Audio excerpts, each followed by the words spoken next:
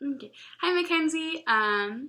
This is going to be my demonstration video for you. I'm going to be answering your questions and demonstrating on the violin a little bit. So hopefully you learn a little bit about the violin and why I love it so much. So let's just get right into your questions. So your first question, some of the pieces you play or at least are familiar with are very old. Do you think that the violin has changed since then in either how it's made, the sound it produces, or the techniques that are used to play?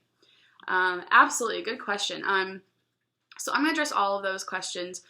So my knowledge for the violin kind of dates back to the 1700s, but before that, I'm not too familiar with the violin and what it looked like. And so I'm going to be talking about probably the 1700s and to today. That's mostly because the music that we have in our repertoire is mostly just from the Baroque and beyond. Before the Baroque period, which is around the 1700s, we don't have a ton of print music from composers for the violin repertoire. So typical violin repertoire is the Baroque and beyond to today. So anyways, so I just want to give that disclaimer that I don't know a ton about the history of the violin, but I know a little bit. So I guess we'll just get right into it. The first major change that has been made from the Baroque period to the modern period is the bow. The bow has changed a tremendous amount from the 1700s. So the Baroque bow does not look like this. So this is the modern bow. It's very long. It does have horsehair on it. And there's wood right here. In terms of the horsehair and the wood, I don't think that's changed and how the material of the bow, but the shape of the bow is much different. So if you can hopefully see, I don't know if you can kind of tell, but the wood part of the bow dips down a little bit actually, ever so slightly, and it's very long. So the Baroque bow is actually much shorter. I would say, I'm not sure the exact length, but I would cut a few inches off of it, and so it's a lot shorter.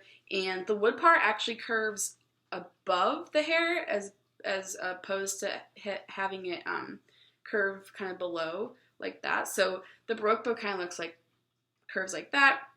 And it's a lot shorter, and that produces a much lighter sound for Baroque music. And so when we're playing Baroque music, we have to be aware of the fact that our bows are heavier, they're longer, and they produce a much richer sound than Baroque bows. So we try to play more wider than we would usually to kind of recognize that sound that we should replicate. So that's the major difference between the bow. So in terms of the transformation of the violin, I had to do a little bit of research, but the Baroque violin doesn't look much different than this violin. And I know, the older the violin, usually the more it's worth, because violins were made a lot more carefully back then. I know that many violin companies today, they kind of just, some of them just try to sell tons of violin, and they don't take the care and patience as many older violin makers made. So my violin is actually a newer violin. I actually got this brand new, but it was very carefully made, and you can tell it's not made in a factory or anything like that. But in terms of the differences between older violins from like the Baroque period to now, the only difference I saw was the fingerboard. So this is the black part of the violin, is the fingerboard where you place your fingers, and this fingerboard is actually pushed back to maybe like about here, and so there's more string space to put your bow. So when you place your bow in the violin, it's going to be between the bridge and the fingerboard. And so with the Baroque violins, I saw that the fingerboard, there was more space to put your bow. Other than that, there wasn't a huge amount of change between the modern violin and the older violins. I know a major difference, though, is the strings. Excuse me. So the strings today are synthetic strings. Mine are synthetic steel, I believe, and sometimes you can have like gold wound strings.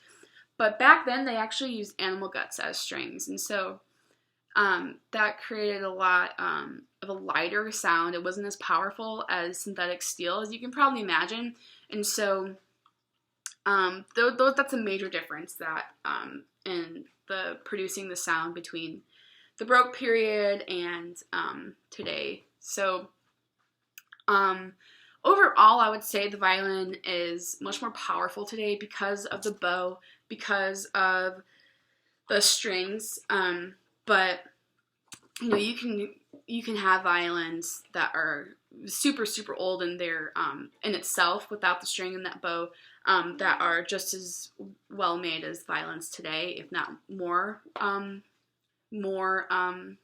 valuable, if that makes sense. So yeah, so those are some interesting facts.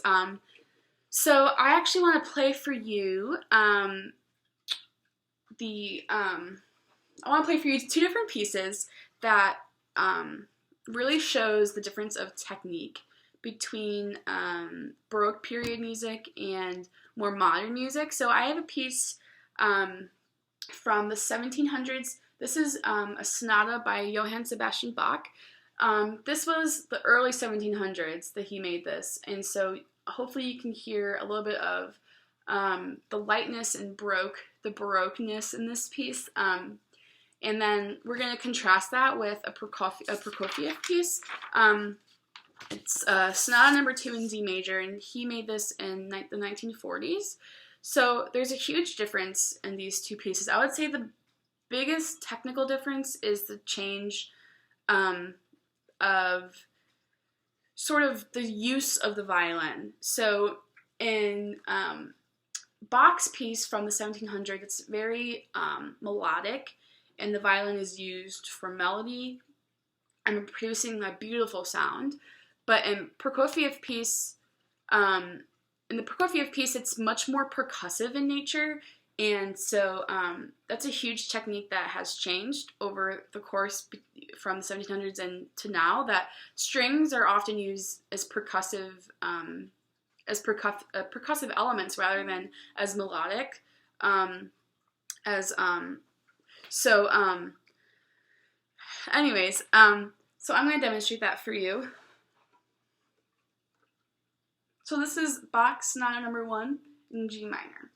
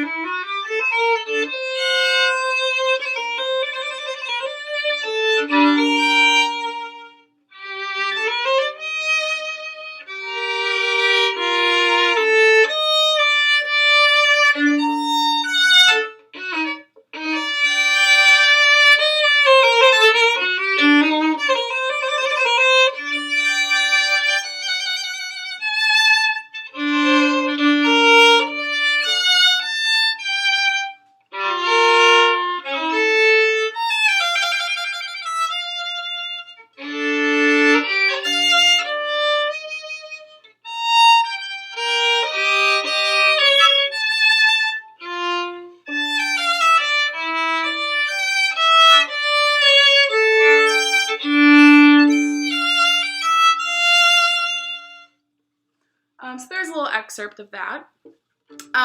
So now I want to play the Prokofiev piece, and I want you to really notice the difference in how the violin is being used here. It's a much more percussive sound that I was trying to convey to you earlier. So here's the Prokofiev piece.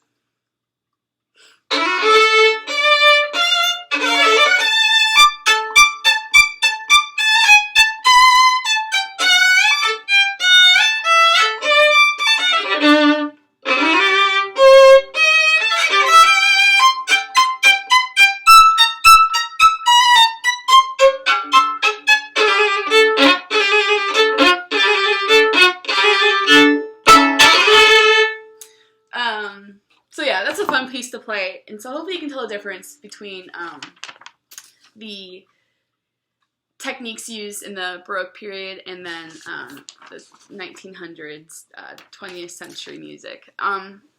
So Another question that you asked was, in my opinion, is there an instrument that best accompanies the violin? I'm struggling to answer this question because I think the violin is, I think it pairs really well with many different instruments, just because there's so many different sounds that the violin can make. As I said, the violin can be used for melodic purposes, but can also be used for percussive purposes, as I demonstrated for you. So from my own experience, I really like playing with piano. There's so many different violin and piano sonatas that are wonderful. So that's probably one of my favorite accompany settings that I like to play. But I also love playing in string quartets or like just string orchestras. I think the sound of many strings together is just beautiful. And I love my winds and brasses, but brass. But I love the sound of many strings together. So this semester I played in a trio with a violin, viola, and a cello, and it was probably one of my favorites. One of my favorite times for chamber ensemble playing. And I played it for this class. Actually, I played a group for this class. So that's probably my favorite. Those are my two favorite settings to play the violin with. So the last question you asked me was, is there a violin piece that moves you? Why and how do you feel when you hear it? So yeah, I also struggle with this question because there's so much beautiful music out there for the violin. Actually, this Prokofiev piece that I played for you is probably one of my favorite violin pieces to play because it has so much character and I feel the most confident playing it.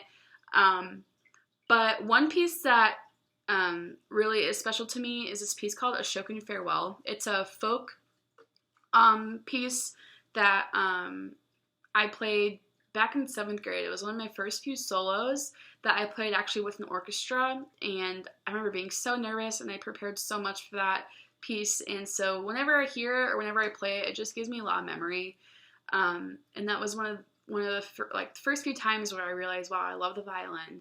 And so I'm going to play that for you, and then I'll end the video there. So this is called Ashokan Farewell.